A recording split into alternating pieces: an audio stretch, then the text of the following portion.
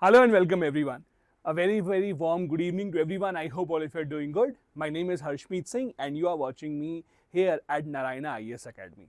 As you know, every single day at 4 p.m.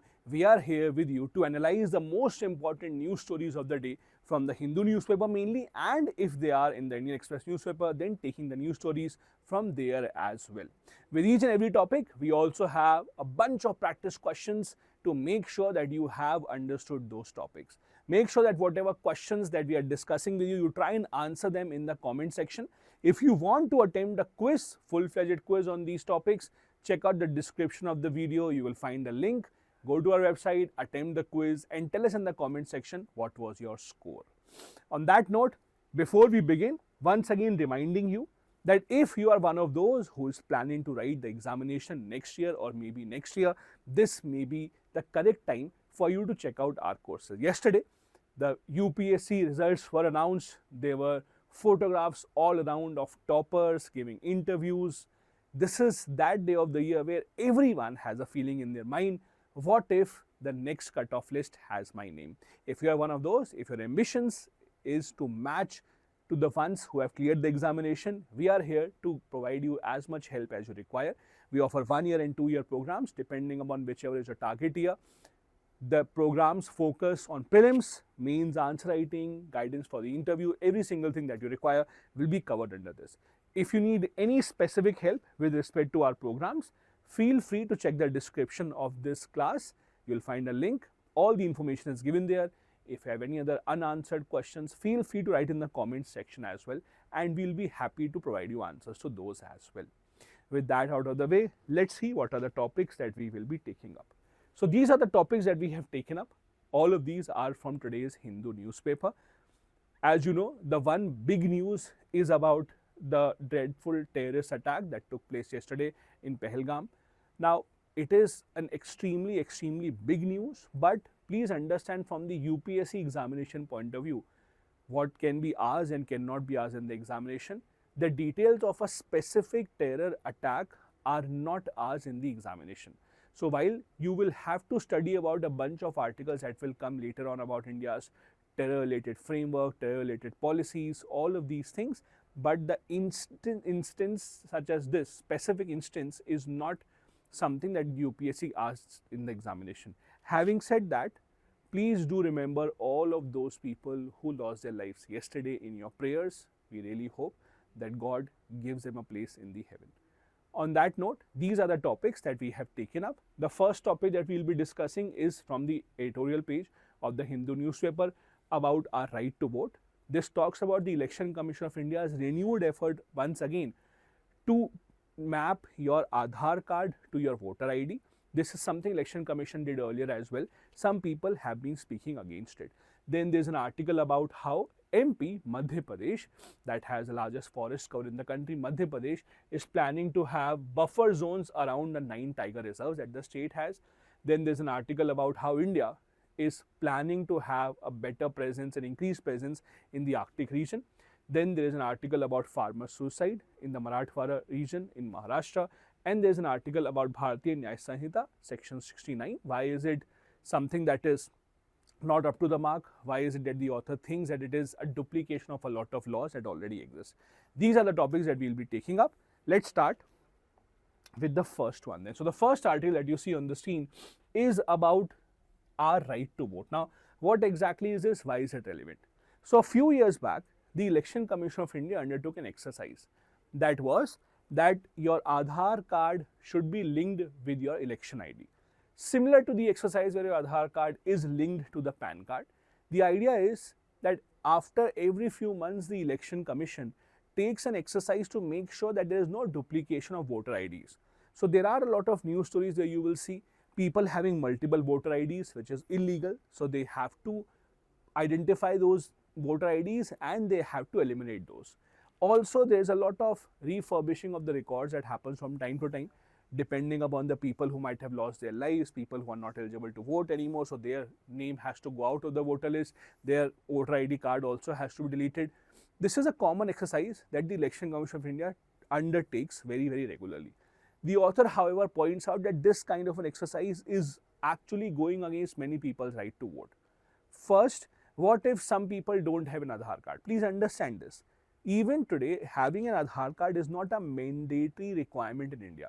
You may choose not to have an Aadhaar card right now. Yes, you may not get help of a lot of government schemes, or documentation may be incomplete, but there is no kind of a forceful law that puts you, or that puts a mandate on you that you should have a Aadhaar card. So for those people, that's a problem. Secondly, what if it creates an invasion of privacy? We have seen so many news stories of Aadhaar card data actually going into the wrong hands, Aadhaar card data being leaked time and time again. That also creates a lot of question marks over this entire process. And this is where author has written an article. Before we go ahead and see, there is a related previous year question from the mains examination that you can see here. These are the kind of questions that can be asked. Try and write an answer to this. You can see if you are able to write 200 to 50 words in such kind of questions. Now, coming back to why is it in the news? Because the Election Commission of India has again undertaken the process of linking your Aadhaar card with your voter IDs. And again, this is not something new. You have seen the government trying to link your Aadhaar card with a bunch of other IDs, including the PAN card. The idea is that Aadhaar card is the most difficult to fake because it has your biometric information. It is extremely difficult for someone to have more than one Aadhaar cards because your identification is based on some biometric data that cannot be duplicated. You will find out people, you will see people who used to have more than one PAN cards, more than one voter IDs as well, even more than one driving license in certain cases. But having more than one Aadhaar card is almost impossible because of that biometric data. Thus, the government wants that Aadhaar card should become the basic ID, and then that should actually connect with all the other IDs that the people have. So, when you link the Aadhaar card to the other IDs, you can certify the identity of the individual. That is the entire idea. Now, what are the key concerns? Why is it that the author does not seem to be in support of it? First, the author says that earlier also, when this was undertaken, for example, in 2015, this entire project was undertaken, that is linking of Aadhaar card with voter ID, that led to lakhs of people losing their right to vote. It specifically was seen in Andhra Pradesh and Telangana, where 55 lakh people, their name was deleted from the voter list. That is a huge number. It's a huge number where so many people are being asked that you cannot have the right to vote, which is the most important right in a democracy. The process back in 2015 was stopped forcefully when the Supreme Court had intervened. There is also a problem of political surveillance here because again, it is the most personal data that anyone can have, that is a biometric data. And when that data is given to a government agency and that gets linked to a voter ID, that becomes a problem. Because as I said, in India, unfortunately, the privacy laws are not as strict as we want them to be. You have seen so many news stories, thousands and lakhs of people's Aadhaar card data being leaked on Telegram channel, a lot of information flowing out, and it is being sold in the market in exchange for a few thousands of rupees. This is why getting all that information, sharing all that information, linking it with your voter ID does not seem to be the best way forward, at least as per the author. The author also says that this is a violation of constitutional principles. How?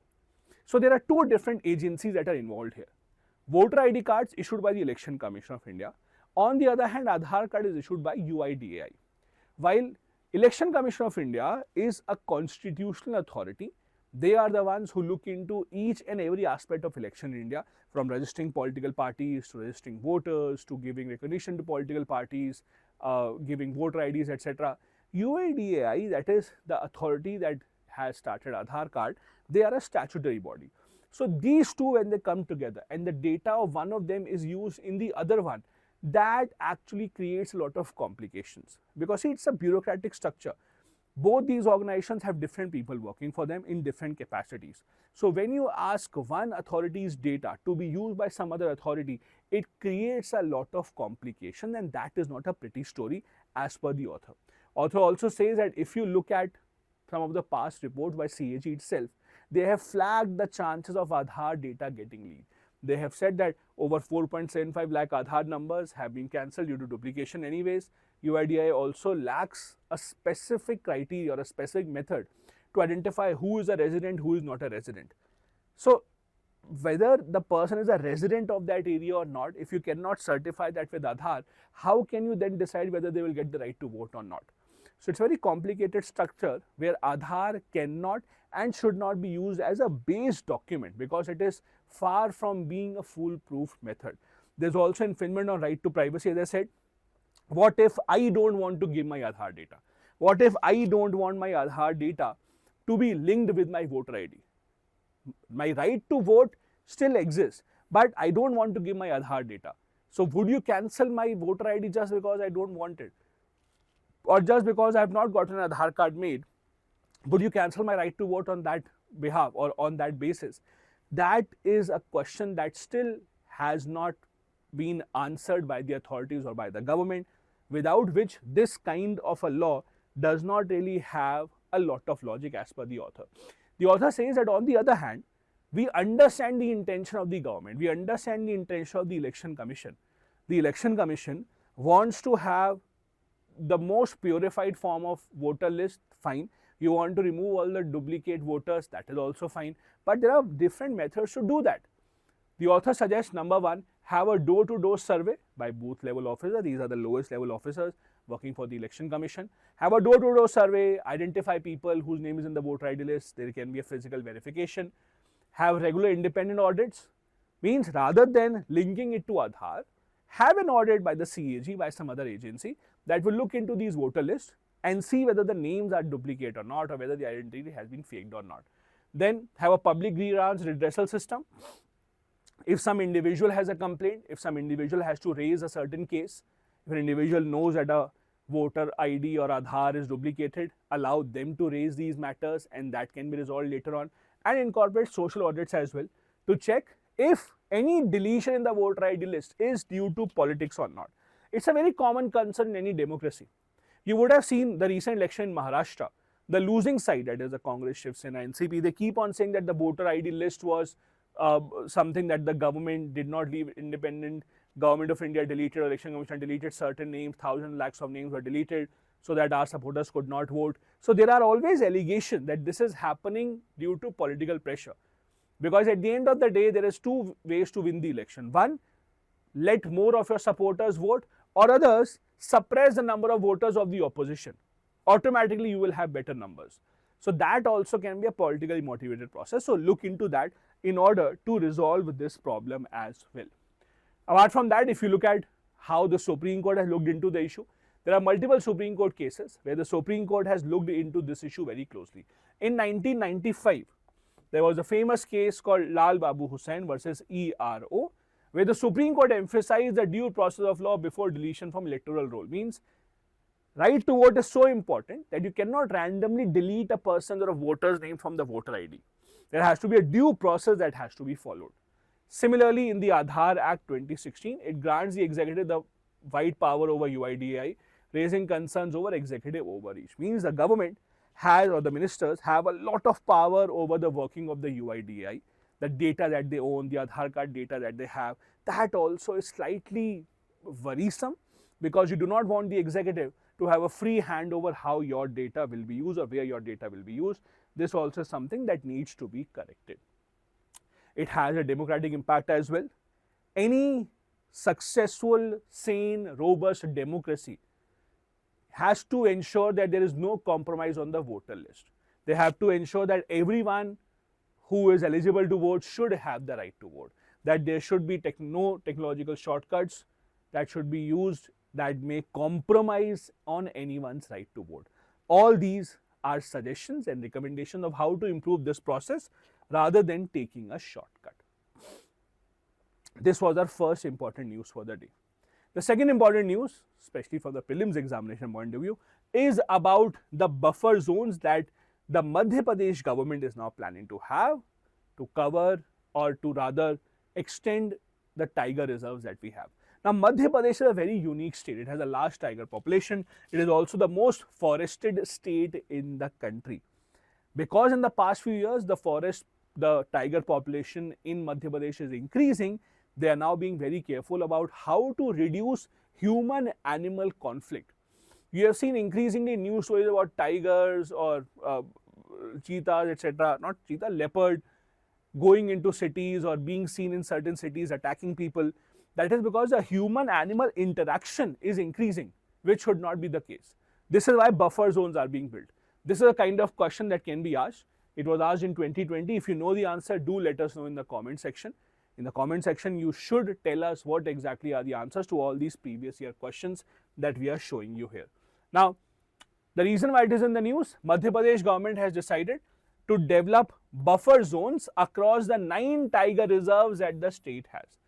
The reason is that they would like to save both the tiger population and the population of humans.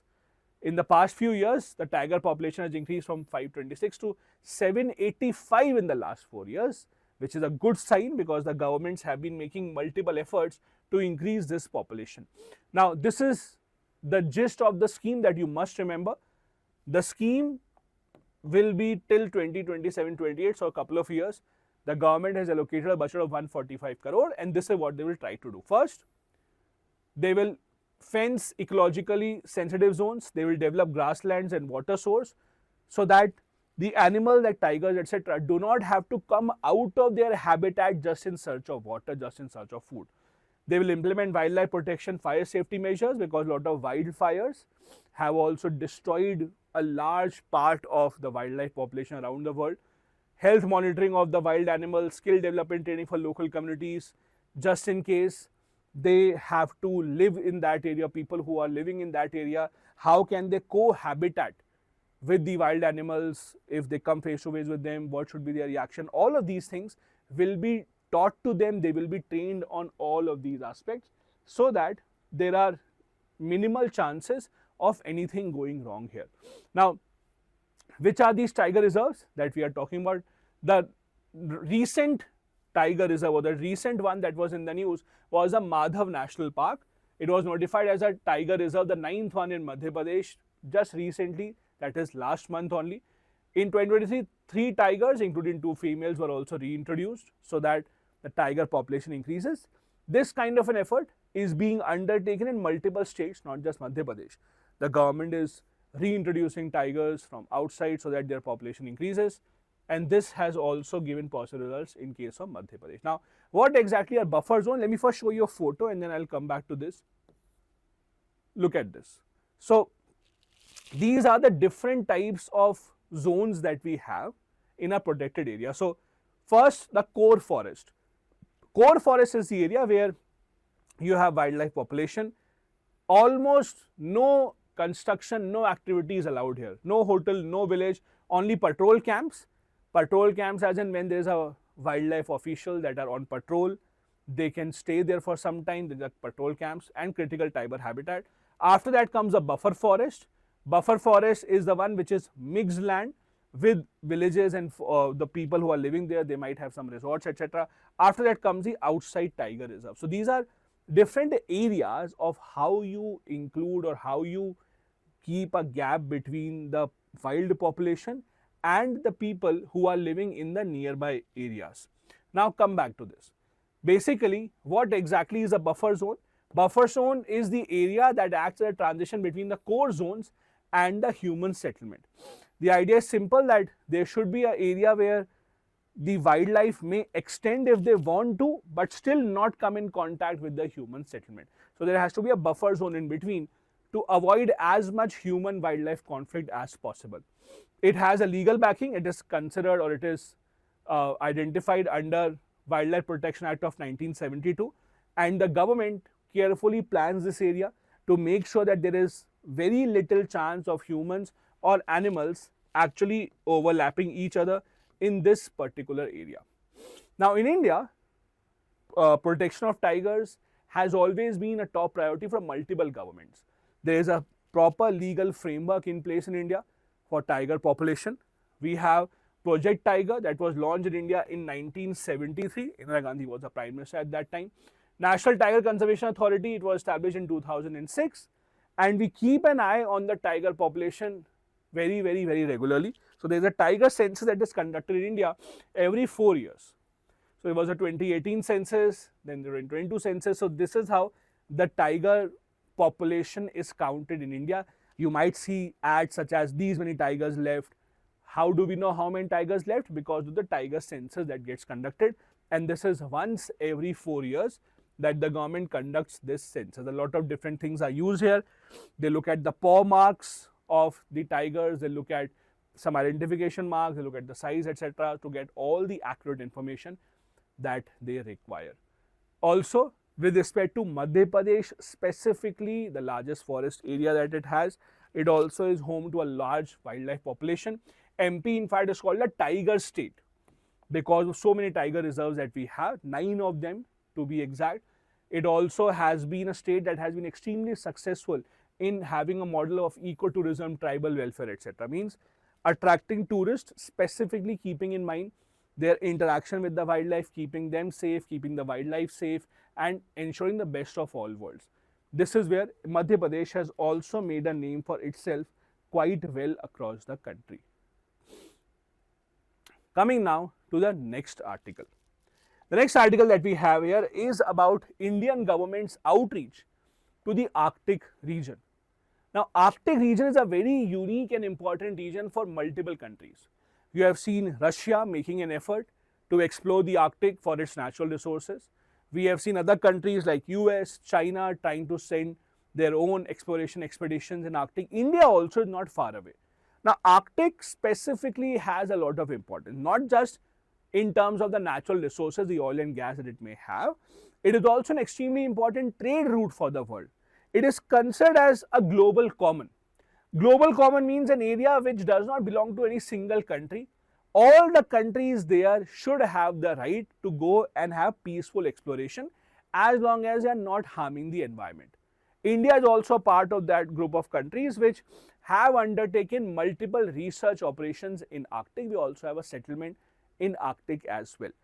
This also is one of those topics on which questions get asked very regularly by the UPSC. For example, let's see in 2014, this is the kind of question that was asked specifically about which countries are members of Arctic Council. Not an easy question to answer if you don't know this. These are the kind of questions that are asked about international bodies, especially the Arctic Council, etc. So do pay attention here as well. Now coming back, the reason why it is in the news is the authors believe that it is an extremely important region for India. India per se is not looking to explore natural resources, oil and gas from there. We are more interested in the trade route that it offers. It is also called as a northern sea route. Now what is a northern sea route? I'll just show you a photo so that it is clear to you. Look at this photo. So right now, this blue line is the trade route that is usually followed. So this is the Suez Canal, again a very congested area. This is the Malacca Strait, as you know, again a very congested trade area. So right now, for example, a country like India or let's say China would have to transport something to, let's say, Sweden, Norway, or in fact northern part of Russia. What they do is, this blue is the route that they take. For India, we have to go through the Suez Canal. For China, they have to go through Malacca Strait and the Suez Canal. The alternate route that we are thinking of is this, the northern sea route. Much shorter, much more efficient for the countries. This is what the countries are interested in, including India. For that, there has been a lot of research undergoing in Arctic. The possibility, the probability that such a route can be set up, how much infrastructure can be peacefully set up in the Arctic, can the ports be set up or not. This is where India, in its Arctic policy, has made a mention of this, and we would like to explore the possibility of exploring such a route. Now, India specifically has been one of those countries that has, for a very long time, being a participant in whatever is happening in the Arctic. We were one of the early signatories of the Svalbard Treaty. The Svalbard Treaty of 1920, again a treaty more than 100 years old. What it means is that this region, the Arctic region, a part of it, that is the Svalbard area specifically, belongs to Sweden, but it is a global common. That is, lot of countries can come here for peaceful exploration. This is not an area that belongs to one single nation. As long as it is being used peacefully, it is open to the world to come and have exploration. India, in fact, has established Himadri, which is an Arctic research station. One of the few developing countries to do that. These are the kind of things that developed nations do. But India, because of our scientific development mind, we have always been interested in learning more about Arctic, Antarctic, and we have a research base in both of these places. Also, there have been a lot of news stories about how Arctic ice is melting at a much faster pace than expected, which would lead to a rise in the sea level, which can be dangerous for other parts of the world, including India.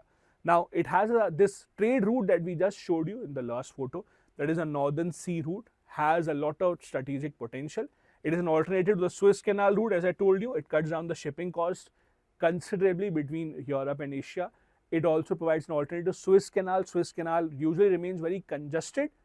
It's something that goes to Egypt. Egypt earns a lot of money from it, but if you remember a couple of years back, there was this huge ship that got stuck in the Suez Canal, resulting in a loss of billions of dollars, resulting in a lot of traffic on the Suez Canal as well. The cargo movement from this route has increased considerably, and the countries would like to increase it even further. India is trying to see if we can have shipbuilding infrastructure that is capable of Arctic, because see, normal common ships can't go to Arctic. There are special ships called the ice breakers, because there is huge ice cap in the Arctic. So when the ships go there, they first should have the capability to break that ice, and then they can float in the water. So there are special ship infrastructure that is required for that. India is working on that as well. China right now is the leading country when it comes to manufacturing of these ships and cargo.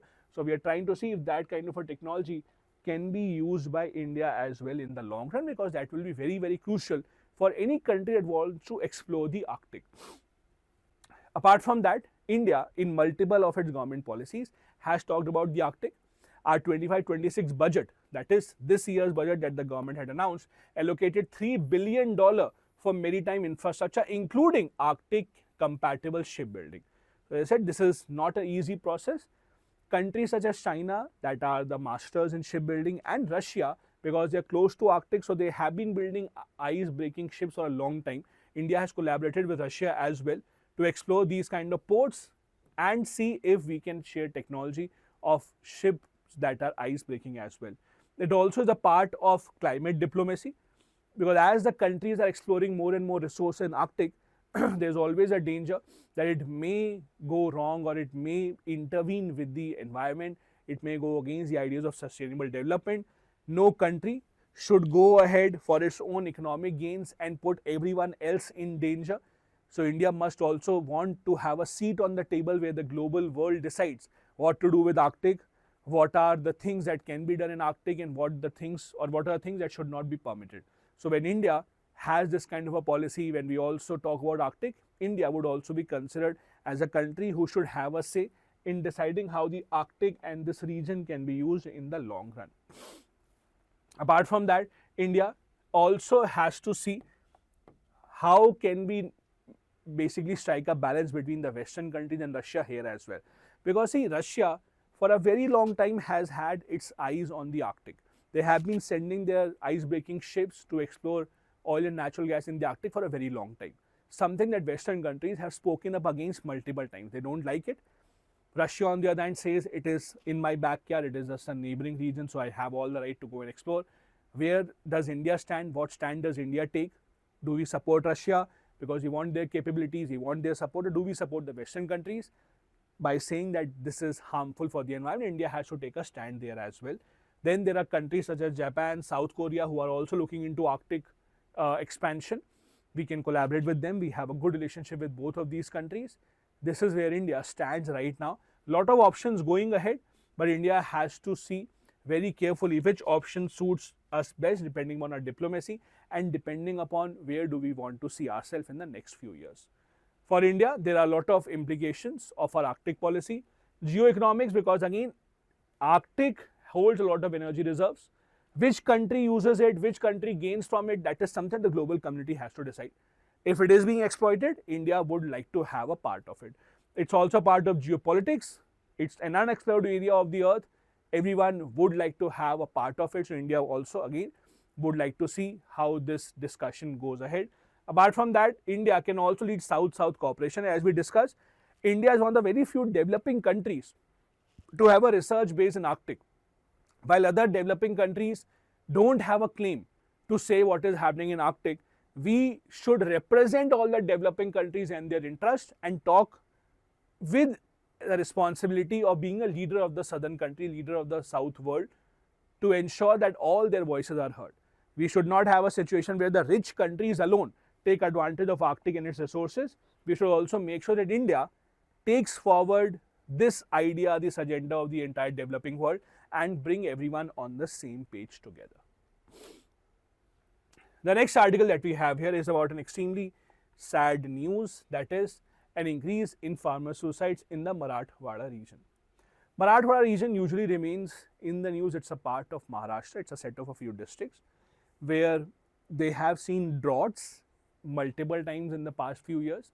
Because of these droughts, because of lack of water resources, we have seen failure in the crop multiple times, farmers coming under a lot of financial pressure, farmers not being able to pay the loan back, and when there is an increased pressure from the side of the banks, many of the farmers go and resort to this extreme step, that is suicide. Suicide data in India is available through National Crime Record Bureau, that is NCRB, that gives out data about the number of suicides in the country, and they also give data about suicides as per category, like suicides by farmers, students, housewives, etc., so on and so forth. This news says that if you look at the farmer suicide numbers in Marathwada, that is the 8 districts, it has increased, means the farmers are under a lot of pressure.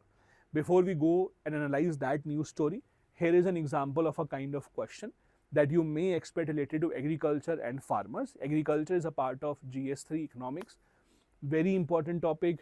Do read about agriculture, different types of practices in agriculture. If you know the answer, do let us know in the comment section what exactly should be the answer to this question. It was asked in 2018. Now, again, the context is that in the districts of Marathwada, we have seen an increased farmer suicide rates. This is the data that has come out. We are just talking about the first 3 months of 2025. So, January, February and March, these 3 months, if you look, Marathwada, which is the 8 districts of Maharashtra, we have seen 269 farmer suicides. In the same period last year, there were 204 suicides. Again, a huge number. Even last year, it has increased even further now. Now, please do remember, whenever we have any kind of a data and we compare that data, we compare to the same period last year. Like for example, if I have a data about January 2025, I will not compare it with what happened in December 2024. No, I will compare it with January 2024 and then January 2023. So, data of Jan should be compared with last January and then last January. It should not be compared with what happened last one, because the situations are different. So, you compare month by month. This is how the comparison is. So, at the same time period, 2024, we had 204 farmer suicides. Again, it was a big number, but it has increased even further. It has reached about 269 farmers. This is what you call as Marathwada. So, these are the districts that we usually talk about. It's a part of Maharashtra. So, it's Aurangabad, Jalna, Hingoli, Beed, Osmanabad, Latur, Nanded, all of these are together. This is the reason it is called a Marathwada. It is a backward region of Maharashtra. When you think of Maharashtra, you usually think of a very prosperous state, financially very sound, very strong, but that is not how the entire state is. These are the districts that have a lot of concentration of farmers, and because of a lot of droughts and uneven rainfall and certain agricultural practices, they have a lot of pressure, and the farmers go into a lot of debt as well year after year. Now, what has the government done? What have been the relief measures? So, the request from the state governments in this area is about 295 lakh rupees requested from the state for compensation, but only 18 lakh have been disbursed so far. So, a lot less, much lesser money than what has been asked from the side of the government. If you look at district specifically, Jalna has seen 13 suicides without any aid distribution. Then there is Chhatrapati Sambhajinagar, which is about 15 suicides, where about 15 families of the 50 families that had asked for an aid, only 15 of them had received some aid. A lot of these problems are recurring, means every single year you have these problems on similar kind of basis. Farmers taking loans from either banks or from any, let's say, personal money lender, then being put under pressure because of the high rate of interest that is being charged, not being able to return the loan, then having to face a lot of pressure, coming or seeing some threats given to them, that leads to this situation year on year on year. These are the broader issues that the article talks about. First, the financial institutional delays, as I said, even the crop insurance, for example, the farmers that would have taken in a lot of cases, even when the crop does not give you the kind of harvest that you hoped for, or there is a crop damage, they do not get timely compensation in most of the cases because of bureaucratic delays. The government schemes that have been launched in this area, many of them again do not see the light of the day. The money does not come into the farmer's account timely because of bureaucratic delays. There is also a structural problem because, as I said, erratic rainfall. There is MSP that is announced, but in a lot of cases, see, there is a unique problem with MSP in India. The government announces the MSP hoping that this will be able to help the farmers. The reality, however, is the procurement that the government does on MSP is limited to a few states.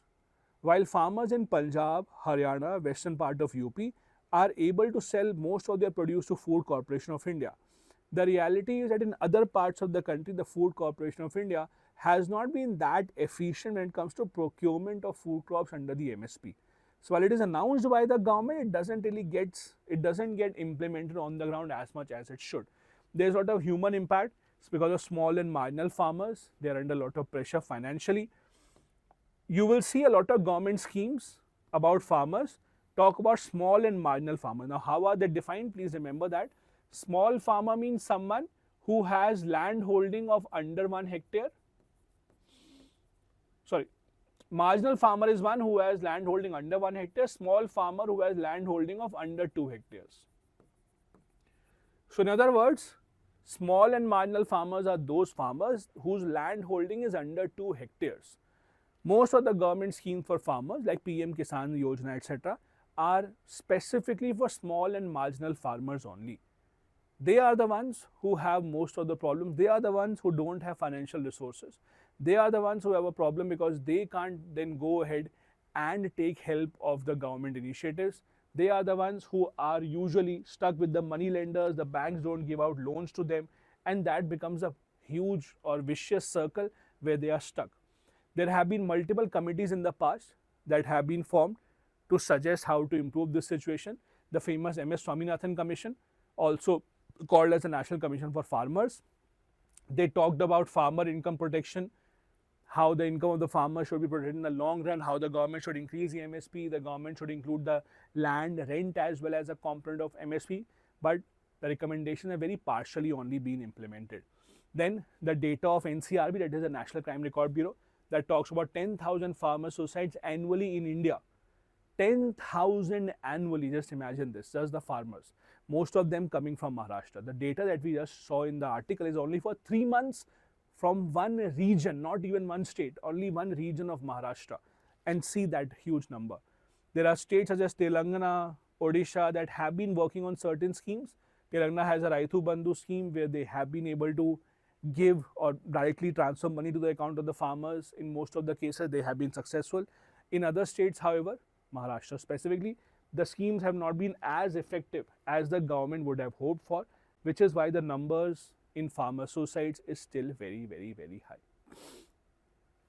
The next article that we have here is about the Bhartiya Nyaya Sanhita, specifically about section 69 of Bhartiya Nyaya Sanhita. Now, this article specifically talks about a specific section that is about having intercourse with someone on the pretense of a false promise. For example, you enter into a physical relation with someone while promising them that we will get married later on, but you do not get married, and it turns out that you had made a false promise, then you will be punished. That is what the section is about. The article says, the author says that this section is not something that can be implemented well. It is not something that you can actually see being successful on the ground. Before we see the details of the article, this is a kind of question that you can have related to the matters of law in India, how the law is to be followed, what are the provisions of the law. This was a question asked in 2018 about the rule of law. Try and see what should be the answer to this. Tell me in the comment section what should be the answer, so that you can also revise previous year questions with these sessions as well. Now, what exactly is section 69? The entire premise of this article is based on that. Section 69 says that it's a criminal offense to have sexual intercourse based on deceitful means or false promise of marriage. Usually you will see these kind of issues coming up in the court in case of what you call as live-in relationship, where a couple lives together who are not married on the pretense that they will get married later on, and then when the promise is not fulfilled, one of them goes to the court that I was taken advantage of and I was promised that we will get married. If that is proven to be true, that there was a false promise of marriage, then your sexual intercourse will become a criminal offense. This is an offense that does not amount to rape, but deceitful means will still be punishable. Now, that doesn't always include a promise to get married. In situations where you promise that, okay, if you have this relationship with me, you will get an employment, I will give you a job, I'll provide you this opportunity, or I will do this for you, that for you, those cases also will be termed under this section 69 as a criminal offense. Now, what is the author saying? The author says that this is very difficult to have such a law implemented because it's a redundant law. Redundant means something that has already happened or that has already been written somewhere. It's more of a repeat. How? The author says, if you look at, for example, other section, section 28. Section 28 of the same Bhartiya Nyaya Sanhita defines consent to be vitiated when vitiated when obtained under a misconception of fact. Means it says that when a consent is obtained by, let's say, stating incorrect facts, that consent anyways will not be considered as a consent. That consent will be considered as false. Because, for example, let's say I ask someone to marry me and I tell them false information about myself, false information about how much I earn, give them wrong information about the property I have, the job I have, or my last relationship, etc. On that basis, if I get their consent, that will be considered as a wrong consent or false consent anyway. False promise of marriage has already been interpreted as a misconception of fact under the definition of rape anyway. So that is again a repeat of the law. It also says that since rape laws already cover such cases, there was no need to have another law separately, because even in many of the rape cases, they are considered as an offense because someone entered into a physical relationship on the false premise.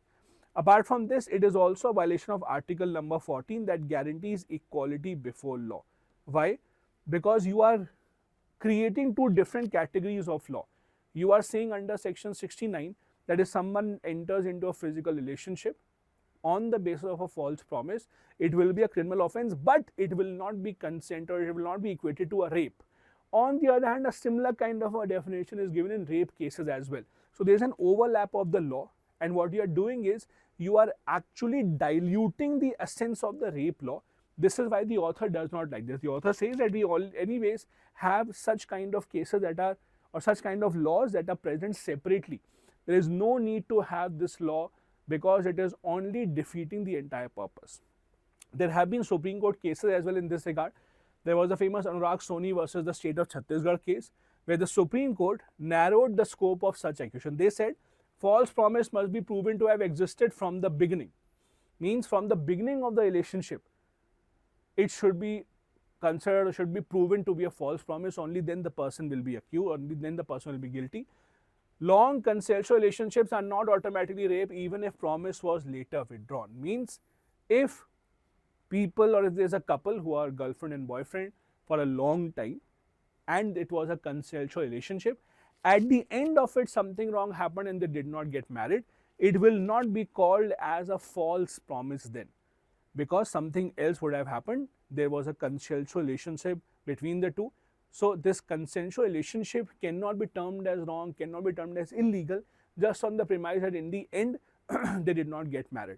As long as these are two adults, they know what they are doing, they were in a consensual relationship, so that does not term into criminalizing someone. The author also says that there is a need to have much more clarity about this law. Section 69, for example, does not give a lot of clarity, because similar kind of provisions are applicable for other offences as well. This is why when you have such a law, or when you want this law to be effective, you have to be as clear as possible. There should not be any overlapping, there should not be any interference with any other section of the Bhartiya Nyaya Sanhita. There have been judicial recommendations as well about how in such cases a preliminary inquiry should be conducted before having an FIR. Because see, For a common man, having an FIR against his or her name ruins the life of the person. It will be extremely difficult post that for the person to get a job.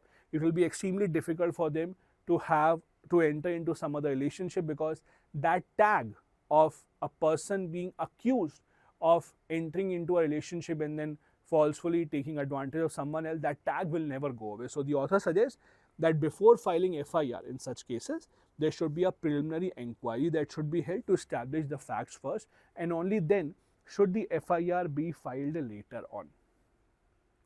These were the 5 articles that we had for you. One of them important from the mains examination point of view, the first one about right to vote, and the other ones more relevant from the prelims examination point of view. Now, we also have a mains question with a model answer to show you what are the kind of questions that can be asked here and how do you structure an answer to that. For example, this question from the first particular topic was, the proposal to link Aadhaar with voter ID raises concerns, serious constitutional, ethical and practical concerns. Critically evaluate the implication of this move on electoral integrity and democratic rights. So, it's a long question specifically based on the topic that we had discussed. As I told you earlier as well, while writing such answers, in the introduction part, if it's something that was in the news, in the introduction part, specifically mention why was it in the news, so that you can put the context right. So, you can write the intro about how the Election Commission of India has started this initiative. The idea of the initiative is to have a link between the Aadhaar card and the voter ID, so that there is no duplication of it. Then you come to the main body to answer the question about what are the different concerns. Now, look at the question. The question is asking that there will be constitutional concerns, ethical concerns and practical concerns. So, the perfect way to answer this will be to specifically mention and explain these 3 separately. So, you have a separate section on what are the constitutional concerns, then you have a separate section on what are the ethical concerns, and then have a separate section on the practical concerns, so that the examiner also knows that all these have been answered perfectly well. So, constitutional concerns about how the right to vote is a statutory right. This will be compromised in case people's right to vote is taken away, in case people's name is removed from the voter ID list. You can talk about Supreme Court cases as well. Then the ethical concern that we discussed, mainly about the right to privacy, about how Supreme Court has said that right to privacy is a part of our fundamental rights under Article number 21. And because we have seen that there have been multiple leakages of Aadhaar card data, there is no way to prove that such data will not be leaked again in the future. So, this is the privacy concern. And then the practical concern, as I told you earlier, with the scale of population that India has, crores of people, the number of voters that we have, the voters alone, if they form a country, that again will be a country with the largest population except China. That is a huge number that we have. So, doing with all of this, making sure that the data that is given is reliable, there is no duplication of that data, is a task that is extremely complicated, extremely tough. So, this is the practical challenges. So, as you can see here, we have filled it with data, examples. In the main answer writing, the more accurate that you write, not just from the generic point of view, the more data, the more examples, the more real life cases that you can actually quote, the better your answer will come out to be, as you can see in this case as well.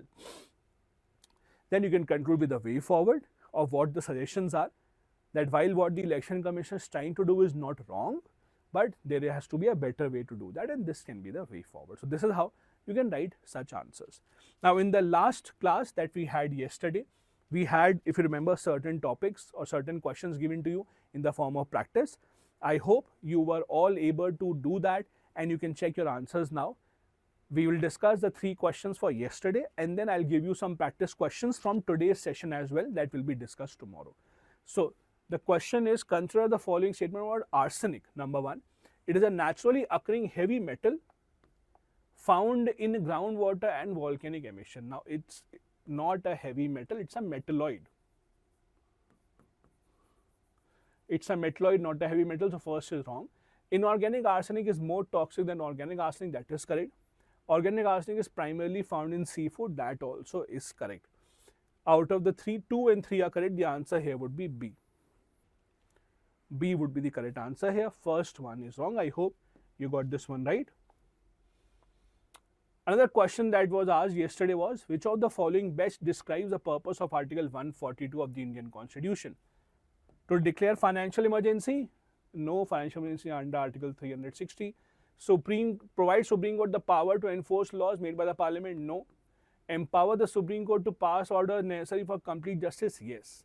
Article 142 gives almost unlimited powers to Supreme Court to give any judgment or directive that will lead to complete justice in the society. This also gives them the right or the power to interfere with the executive, interfere with legislative, something that the government does not like. The answer here would be C. Then there was a question about Surat Emissions Trading Scheme. Consider the following statement. Number 1, it is the world's first cap and trade system for trading in greenhouse gas emission. Is it correct? No. It is for particulate matter, that is PM. The particulate matter that causes a lot of pollution, it is a scheme for that and not for the greenhouse gas emission. Second, under the scheme, the industries can trade permits that allow them to emit a fixed quantity of particulate matter. That is correct. Scheme aims to reduce pollution by setting a total emissions cap and allowing industries to buy and sell emissions permit. That is also correct. We discussed this yesterday. All permits under scheme are sold through auction. No. 20% are sold through auction, only 20%. 80% are given free. So not all of them are sold through auction. Second and third are correct. The answer thus would be B. If you were present in yesterday's discussion, this is not a difficult question to answer. Then I have a few practice questions for you. Try and write the answers to them. You can attempt this quiz. Go to the description of the video. There is a link.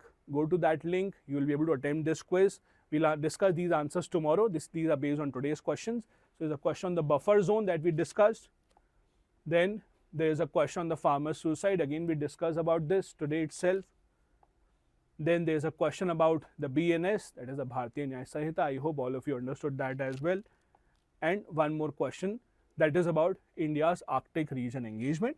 All the topics that we discussed today, these are the questions that are based on those. Try and write an answers to those. If you want to attempt the quiz, you will find the link in the description of the video. If you do attempt the quiz, do let us know in the comment section what was your score. This is it from our side today. I really hope that you learned something new. Do join us tomorrow as well at 4. And if you are new here, do hit the subscribe and the like button. We would highly appreciate that. Thank you so much. Bye-bye. Jai Hind.